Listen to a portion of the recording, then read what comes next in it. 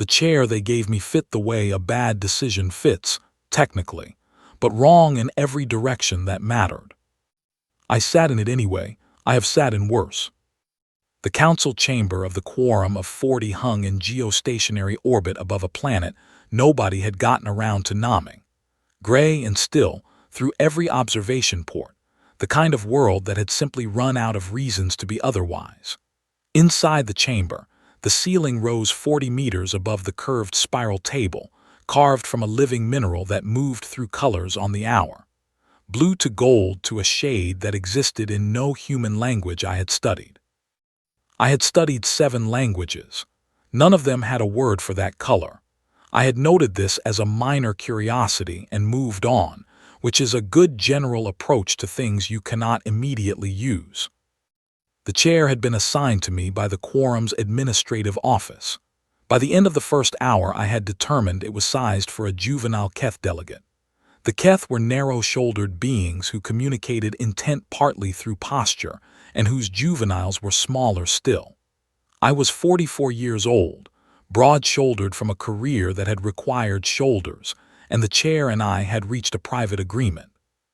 The agreement was that I would sit in it, it would resist me, and neither of us would mention this to anyone. The Quorum of 40 had governed interstellar affairs from this chamber for 611 years.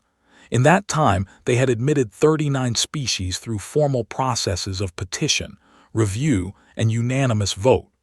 Civilizations had been evaluated across generations. Documents had been filed, assessed, returned for revision, filed again. Humanity's admission had arrived as a 3-line entry under supplementary observer admissions, filed between a supply contract and a scheduling update. I had received 48 hours of notice.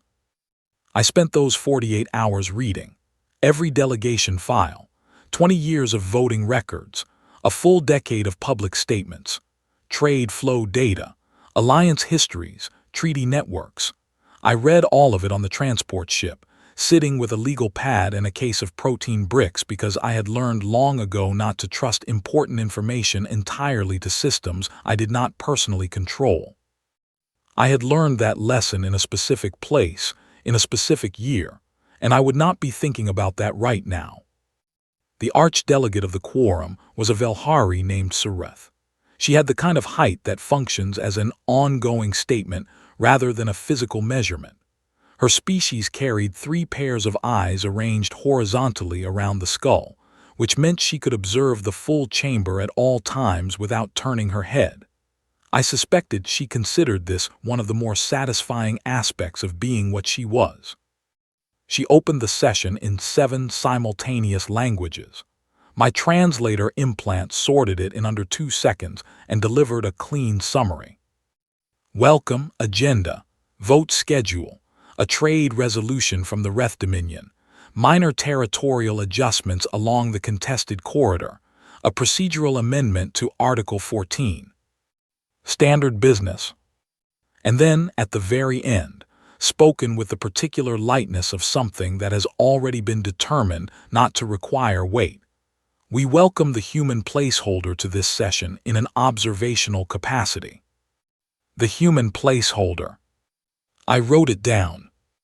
Not in the session notes I would file later that evening. In the place behind my sternum, where I keep things that need to stay accurate without being softened by time. The chamber did not treat me with hostility. Hostility would have required classifying me as a relevant variable. What they did instead was quieter and far more efficient. They arranged themselves around my presence the way water arranges itself around a stone, not blocked, just rooted around, with the stone acknowledged once and then professionally set aside. The session ran 4 hours. I spoke once. A technician ran mid-session relay checks and asked me to confirm my translator settings. I confirmed them. That was the complete sum of human speech in the Quorum chamber on Earth's first day as a seated civilization. Under the desk, out of the sight lines of 39 species and 6 centuries of institutional history, I ate a protein brick. Shelf life 900 days. It tasted like a decision I made at 22 that I had eventually, after considerable review, made my peace with. It had never once failed me. That placed it ahead of 3 separate chains of command I had served under. Drath Kale, lead delegate of the Reth Dominion, presented his trade resolution for 40 minutes. He was an exceptional speaker. He cited 6 treaties, 4 historical precedents, and the weight of interstellar economic stability, and from all of it built a clean, technically brilliant argument for preferred Reth shipping access through lanes that ran directly adjacent to 3 human colony systems. A good argument, I gave him that honestly. I had read his file 8 days ago, 16 years as a fleet strategist before the transition to diplomatic service. The Reth Dominion had made that specific transition, fleet officer to chief ambassador, 11 times in the past century. 11 times. That was not personnel rotation. That was institutional philosophy. I wrote it in the 3rd appendix of that evening's report. Behind me in the observer section sat my aide, Owen Dre, 26 years old, degree in interstellar political theory, the specific kind of energy that comes from having read extensively about situations without having yet accumulated enough hours inside them. He was good, sharp. Still at the stage where he believed the right moment to speak was the moment when you had something important to say, which is a fine belief to hold until you learn that sometimes the right moment to speak is the moment that ends everything. And until that moment, your silence is the most important contribution you can make. He would learn. At the 2-hour mark, he passed me a folded note. It read, "Should we request speaking time for item 7? I turned and looked at him. He read my expression. The note went back into his pocket. After the session closed, I found him in the corridor outside the chamber, keeping pace beside me. "They didn't acknowledge you once," he said. Not angry, confused in the way someone is confused when reality has departed cleanly from every model they built for it. "They acknowledged me at the opening," I said. "They called me the placeholder. That is acknowledgement." That was an insult. "Information is information," I said. "What they called me tells me what they think I am. What they think I am tells me what they are not prepared for." He walked beside me for a moment without speaking. "What do we do now?" he asked. "We show up," I said. "We read everything, we file reports, we sit in the chair. And that accomplishes something." I looked at him.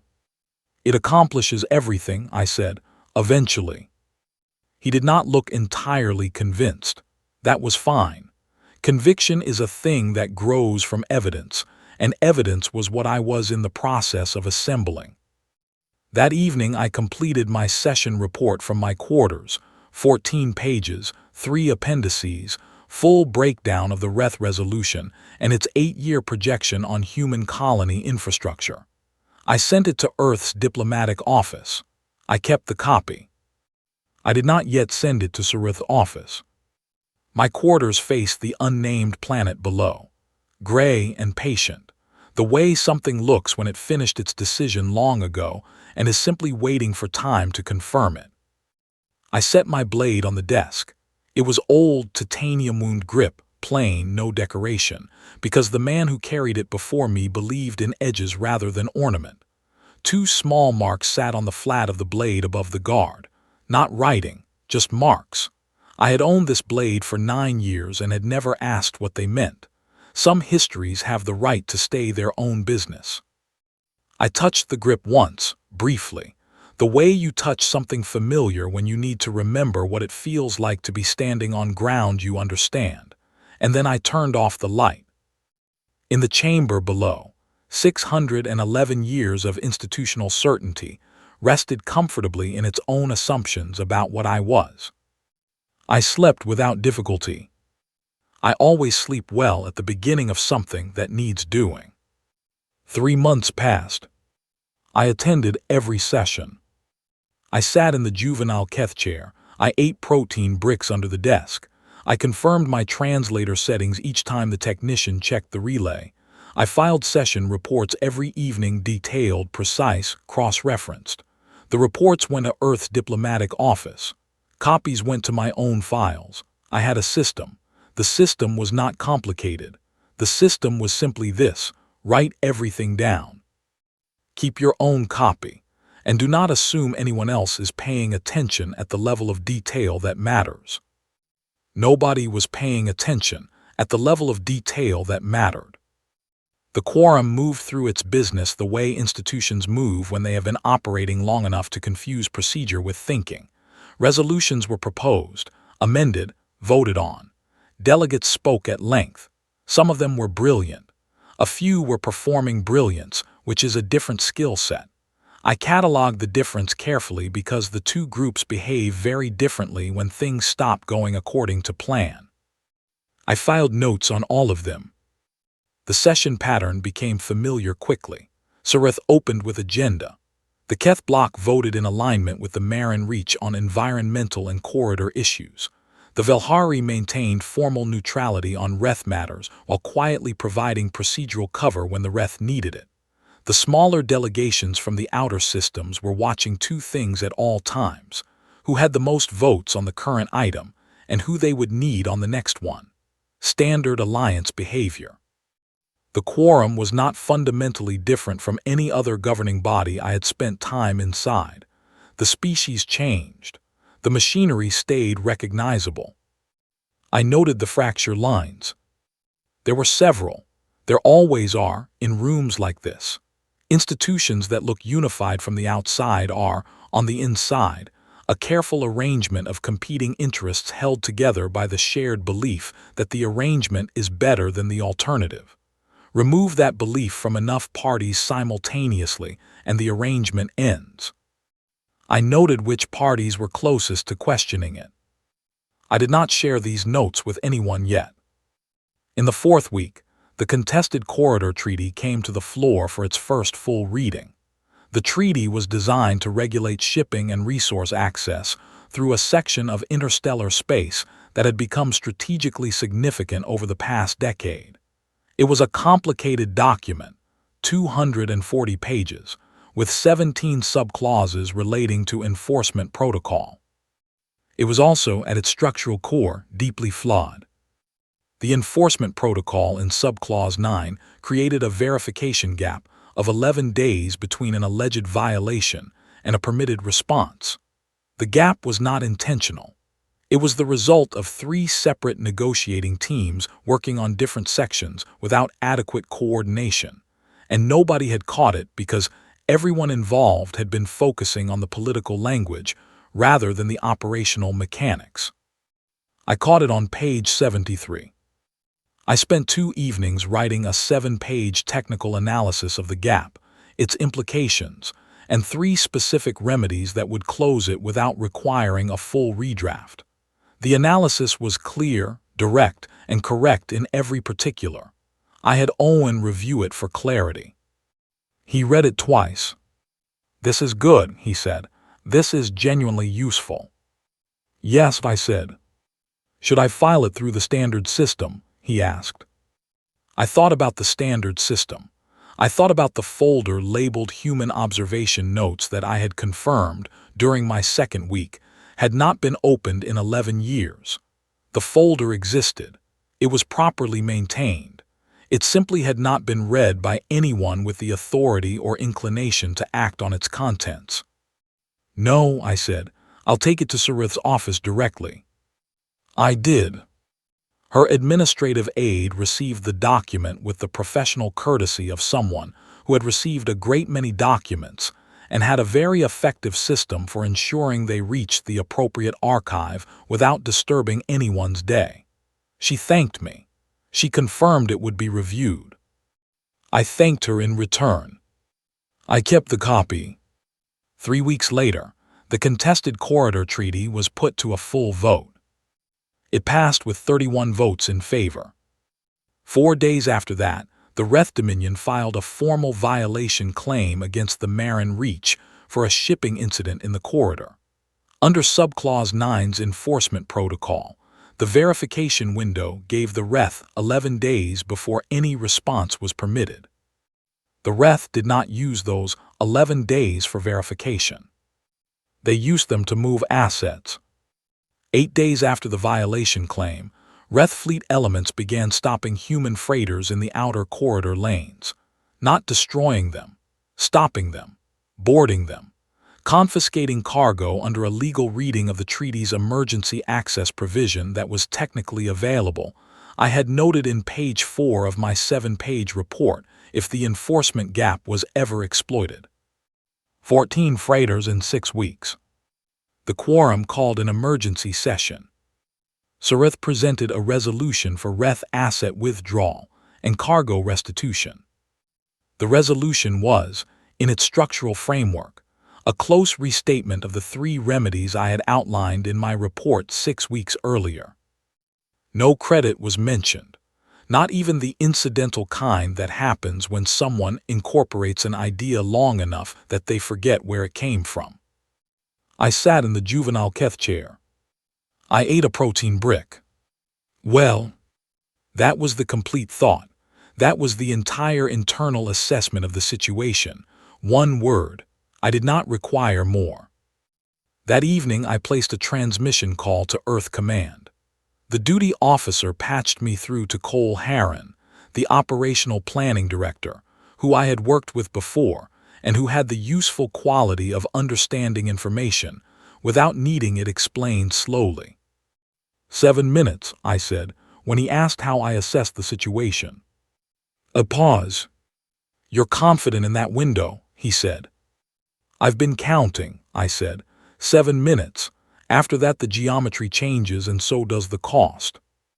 Another pause. And you're ready to go ahead, he said. I've been ready since the first week, I said. I was waiting to be wrong. I'm not wrong. I heard him relay something to someone else in the room. Authorizations are in place, he said. Your call, Marshal. I had not been called Marshal in 3 years. Not yet, I said. 1 session first, I want it on record. He understood. He always understood. That night was the night I cleaned the blade. Not ceremonially. I cleaned it the way I always cleaned it, with a specific cloth in specific strokes, working from the base to the tip on each side, then the flat, then the guard. The process took 14 minutes. I had done it so many times that my hands moved without my active direction, and my mind was free to be elsewhere.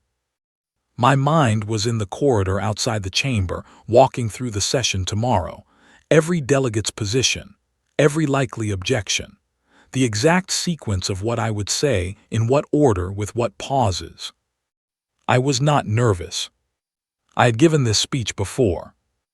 Not in this room, not to this audience, but in other rooms to other audiences, and the speech was always the same speech underneath the words. It was the speech that says, I told you what would happen. It happened. Here is what comes next. I am telling you this because it is courteous to tell someone what you are going to do before you do it. That is what the blade was for. Not violence. Courtesy. I resheathed it and set it on the desk. Outside my window, the unnamed planet turned below in the dark, patient, unhurried. I thought about the 14 freighters. I thought about the crews of those freighters, the people who had loaded cargo in good faith and traveled in the assumption that the institution above them was doing its job.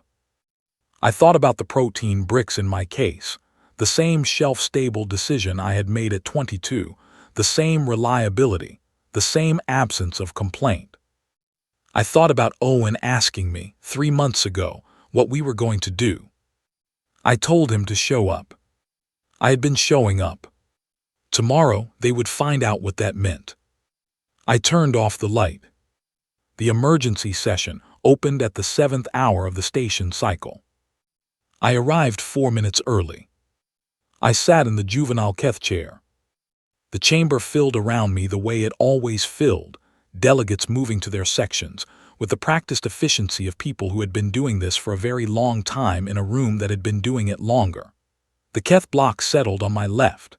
The Velhari secondary delegation directly across the spiral.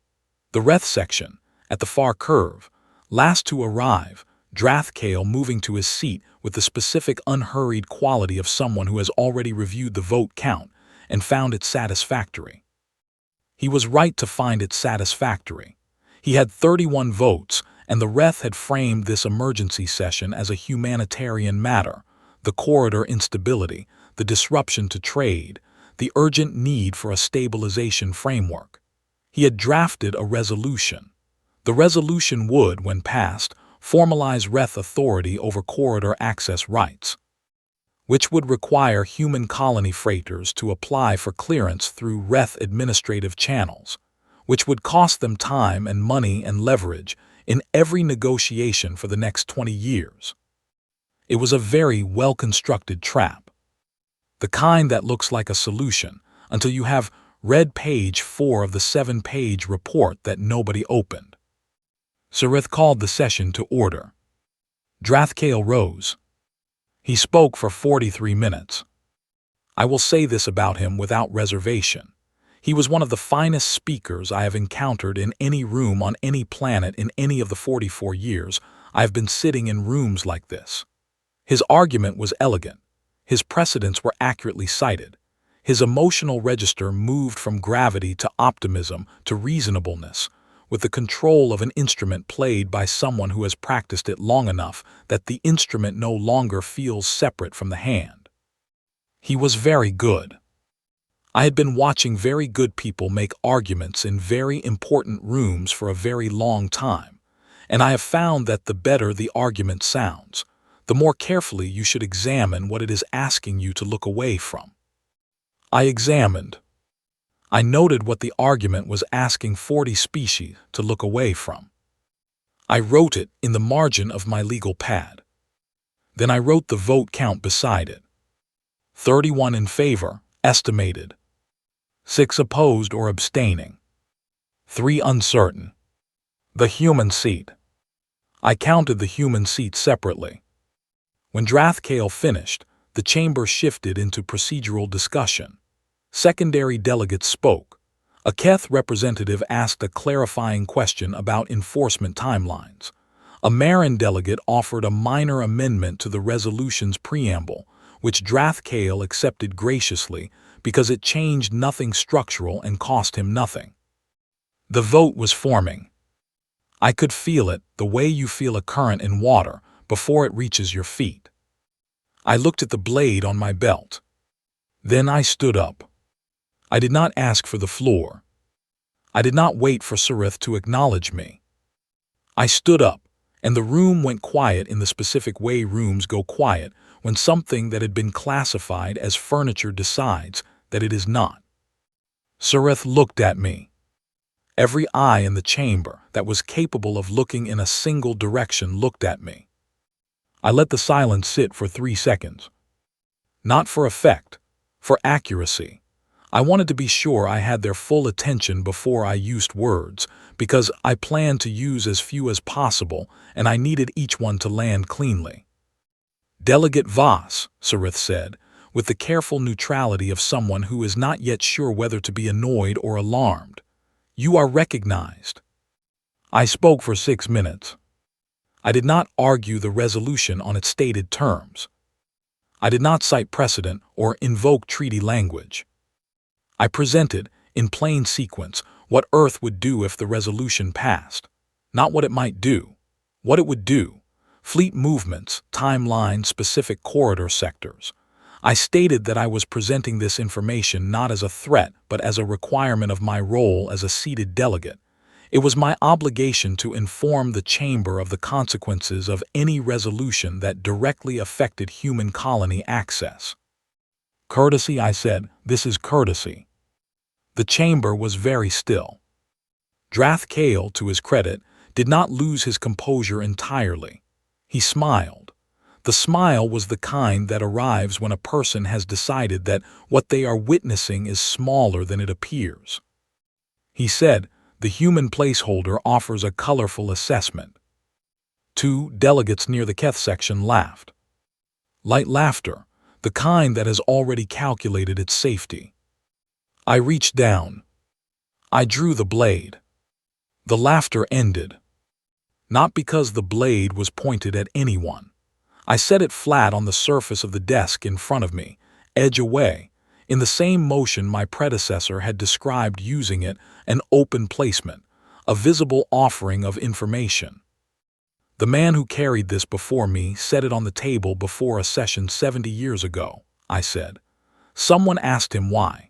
He said, because a man who shows you his weapon before the trouble starts is telling you the trouble has not started yet. I looked at the blade, then I looked up. Not at Drathkale. At Suruth. You had my report, I said. You had 6 weeks and 7 pages of detail on exactly how this would go. You had the remedy. You had the timeline. You chose not to read it. Suruth held my gaze. I am not angry about that, I said. I am informing you of what follows now that we are past the point where reading it would have mattered. I let that settle. 7 days, I said. That is the window in which the resolution can be withdrawn without what comes next. 7 days. I sat down. I picked up the blade. I resheathed it without looking at it, the way you do a thing you have done enough times that your hands simply know. The chamber did not break into immediate noise. It sat with the weight of what I had said, the way a room sits after something changes the air in it. Then Drathkale said something to a colleague in a low voice that my implant caught at partial volume. What he said was not important. What was important was the colleague's expression when he said it. The colleague did not laugh. Owen behind me in the observer section passed me nothing, no note, no question. He understood. The session continued for another 90 minutes and concluded without a vote on Drathkale's resolution, as procedural rules required a 24-hour review period following a formal delegate statement of consequence. I ate a protein brick in the corridor outside. New supply batch, slightly different formula from the previous case. I preferred the original. Some things improve with familiarity and do not benefit from adjustment. The first thing that happened on day 1 was nothing visible. That was how it was supposed to go. I sat in the delegate lounge of the quorum station and ate breakfast and read the morning briefing reports and answered 3 messages from Earth's diplomatic office asking for clarification on my statement of the previous session. I gave them the same clarification each time, in slightly different arrangements of the same words, because the question they were actually asking was whether I had the authority to say what I said, and the answer to that was also yes, and I was willing to keep confirming it until they stopped asking. Owen brought me a second cup of something that the station dispensary classified as coffee, and that I had made my peace with over the 3 months of its daily company. "Anything yet?" he asked. "Not yet," I said. "How long?" he said. I drank the coffee. 2 days before the first visible movement, I said. 1 day after that before the quorum starts calling for talks. 4 days before Drathkale calls me directly. He looked at me. "You've done this before," he said. It was not quite a question. "Similar geometry," I said. "Different species. The architecture is the same." He sat with that. "Should I be scared?" he said. I looked at him. "No," I said. "Fear costs attention. Pay attention instead." He nodded and went back to his desk in the corner of the lounge. I went back to my reading. On day 2, the thing that happened was still mostly invisible from the quorum chamber. What it looked like, if you were watching the right data feeds, which I was the repositioning of 6 Reth patrol elements in the outer contested corridor lanes. The repositioning was framed in their filed movement reports as routine cycle rotation. It was not routine. It was the beginning of consolidation, which is what a force does when it has decided it may need to defend a position rather than advance from it. I noted it without expression. Nadia Fenn, the second human delegate who had joined my staff 4 weeks earlier, leaned across the lounge table and said, "Marshal Voss, 3 different delegations have sent informal requests for a meeting. The Keth Secondary Bloc, the Outer System Coalition, and the Marin Reach." "Thank you, Nadia," I said. "Which ones do we meet with?" she asked. "None of them yet," I said. She processed that. "They want to know what we're doing," she said. "I know," I said. "Shouldn't we tell them?" "They can read my statement from yesterday's session," I said. "Everything I am doing is in that statement.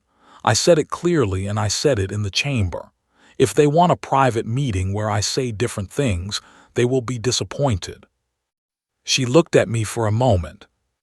"What if they want to help?" she said.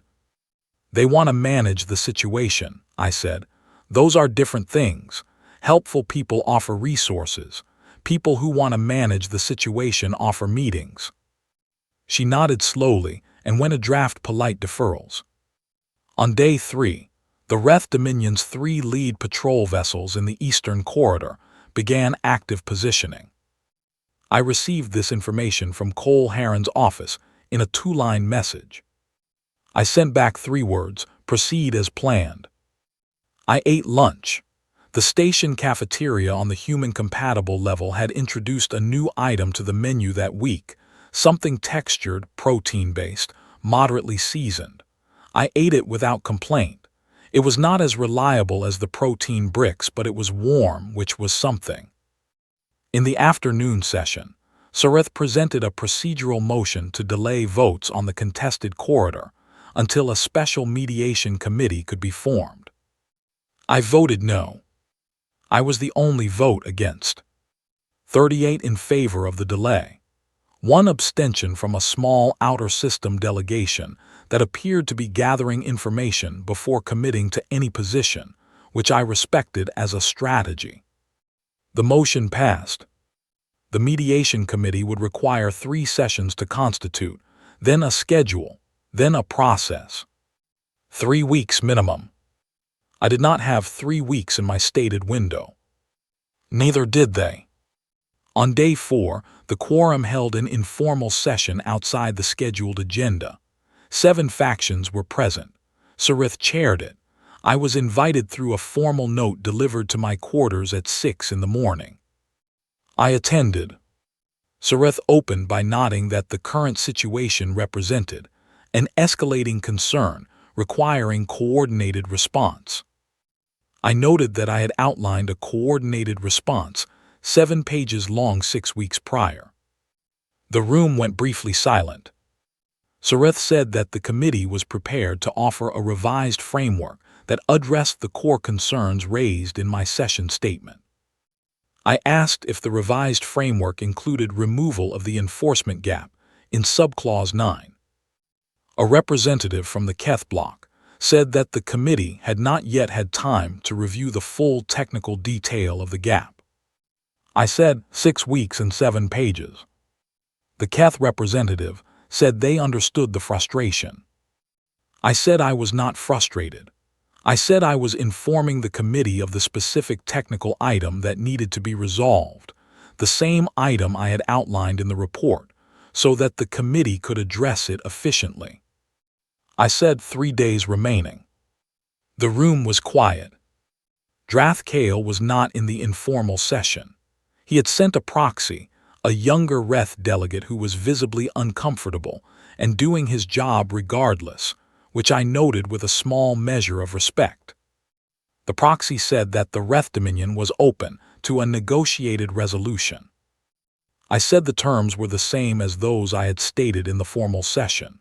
I said I had thought them through carefully before statting them, which was how I preferred to do things, and that I did not change stated terms during a process, because if I did, my stated terms would not mean anything in any future process. The proxy said he would relay this. I thanked him.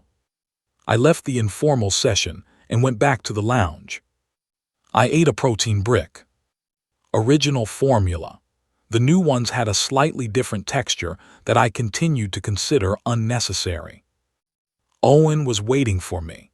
He had a particular expression that I had learned to read over 3 months, the expression of someone who has been tracking multiple data streams and has arrived at a number that concerns him.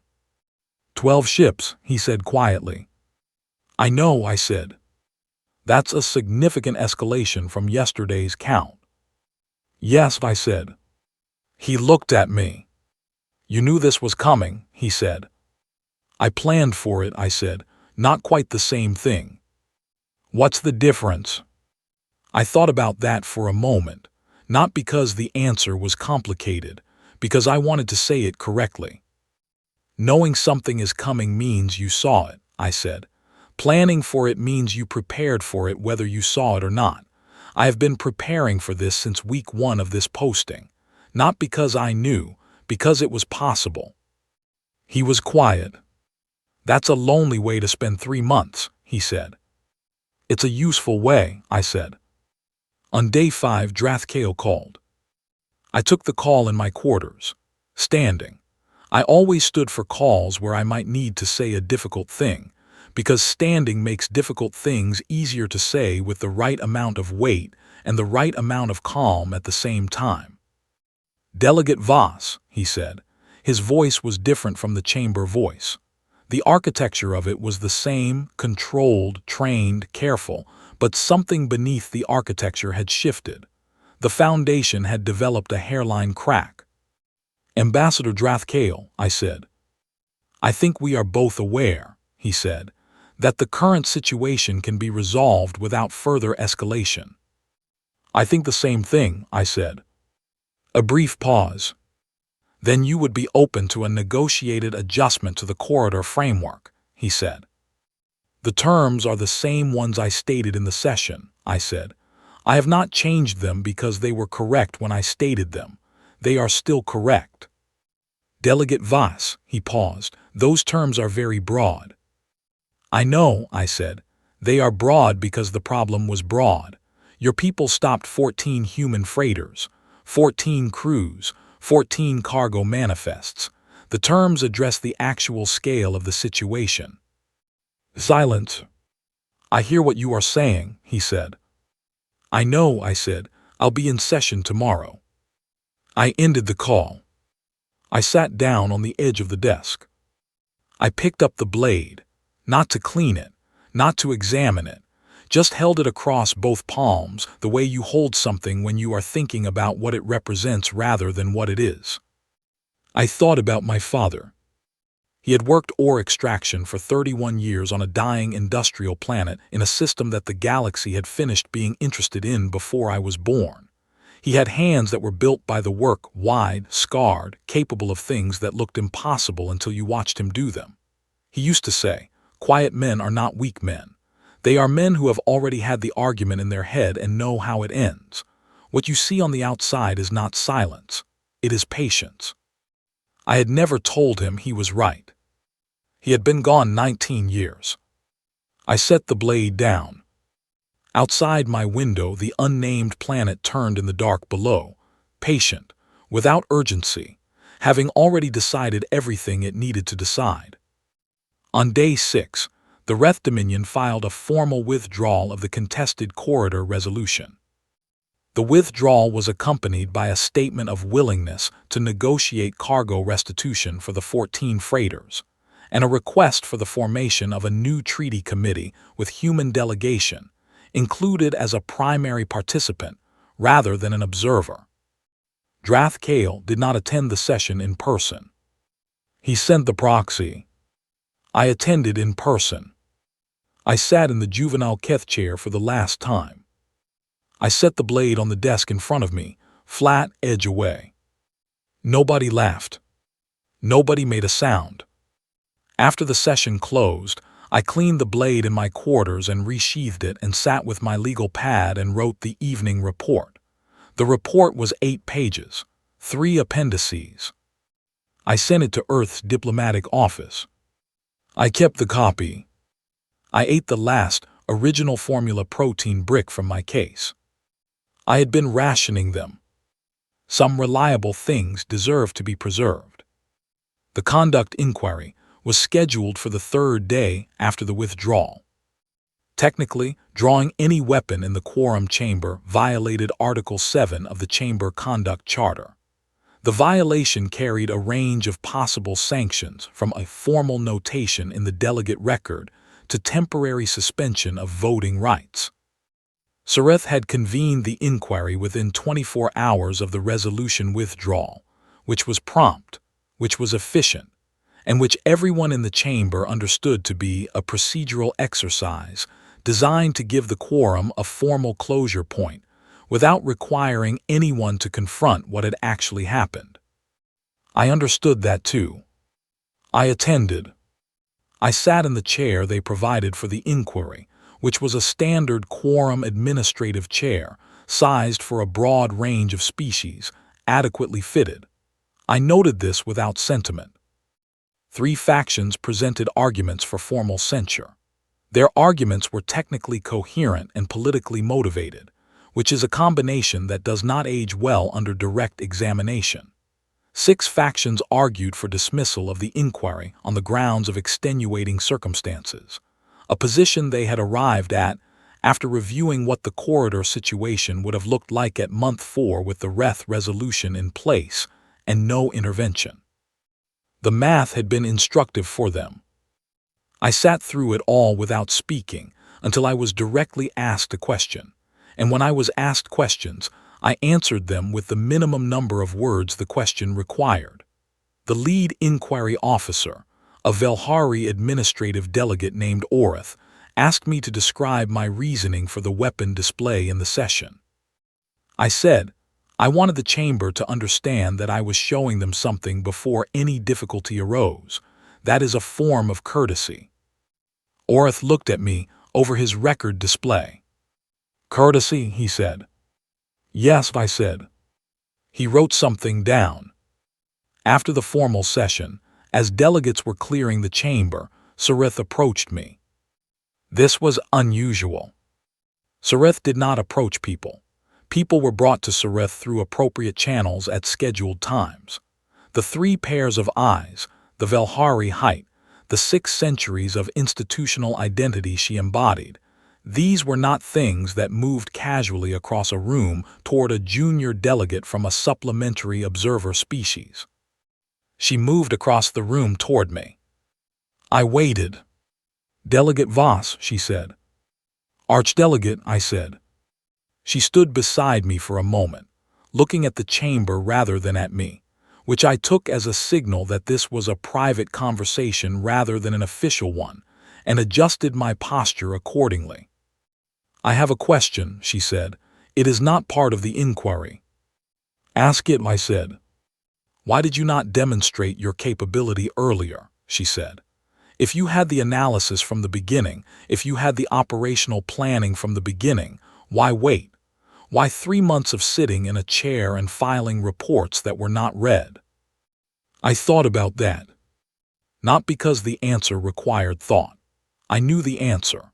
I was deciding how much of it to give her, and I decided to give her all of it, because she was asking in good faith, and because the answer mattered, and because I was tired, in the specific and particular way that comes not from lack of sleep, but from doing the right thing inside a system that was designed to make the right thing harder than it needed to be. Did you read the report? I asked. She was quiet for a moment. No, she said. I received it, I did not read it. I nodded. I waited 3 months, I said, because I was trying to do it the correct way, file the analysis, present the data, let the institution do what institutions exist to do, give it the information it needed to avoid what happened. She turned and looked at me directly. The institution failed, she said. Yes, I said. And then you acted. Yes, I said.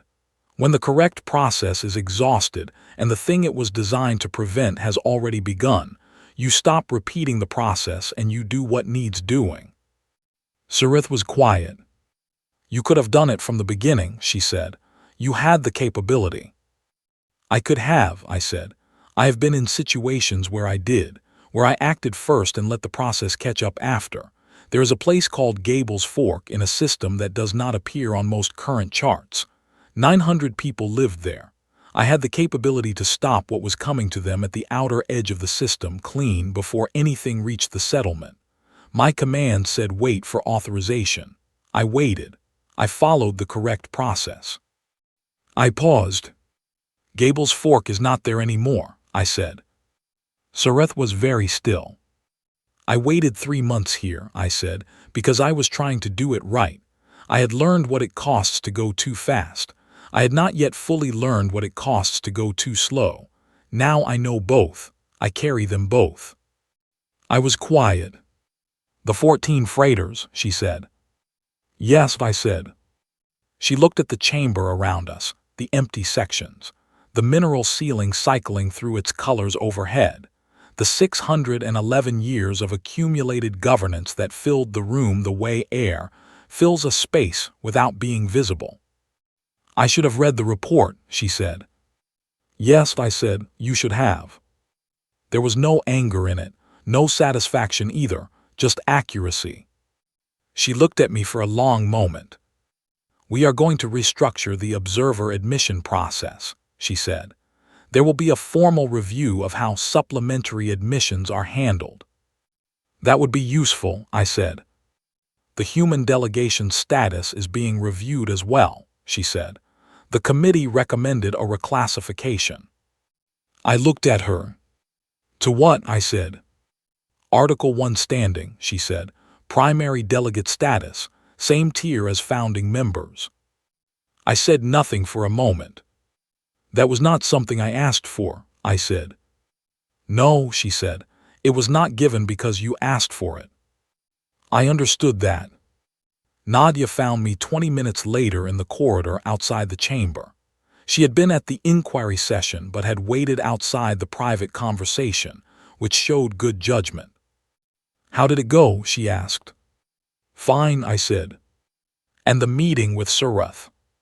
Fine, I said.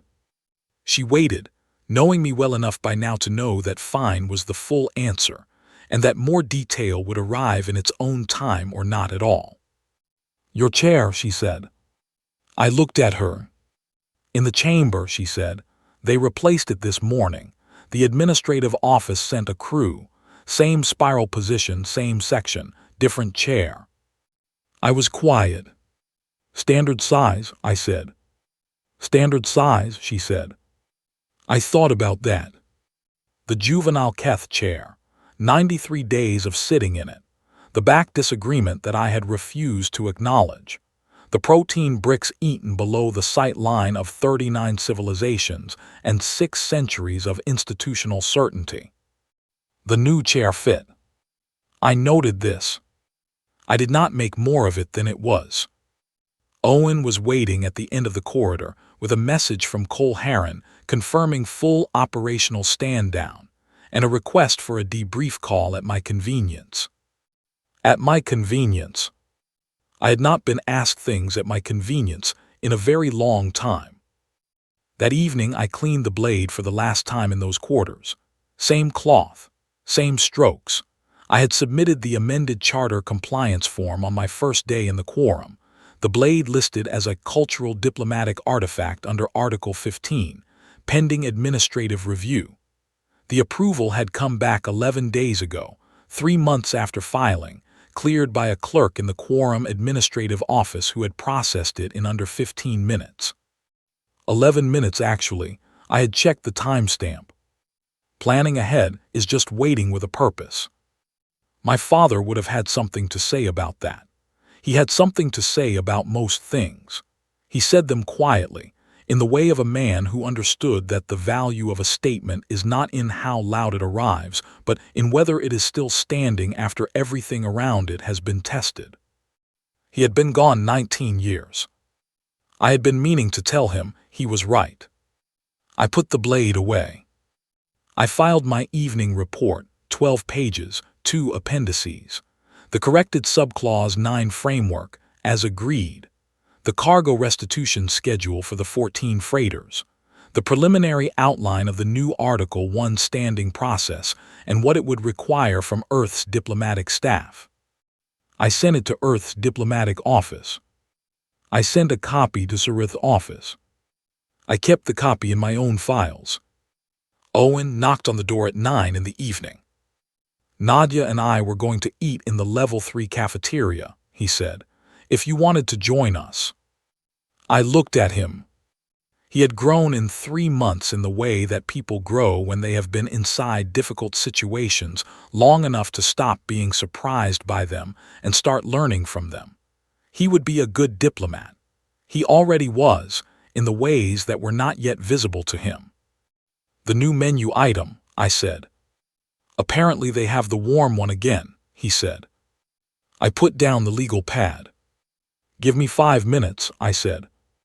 The unnamed planet below my window turned in the dark as I put on my jacket, patient, unhurried, the way things look when they have already made their decision and are simply waiting for time to confirm it.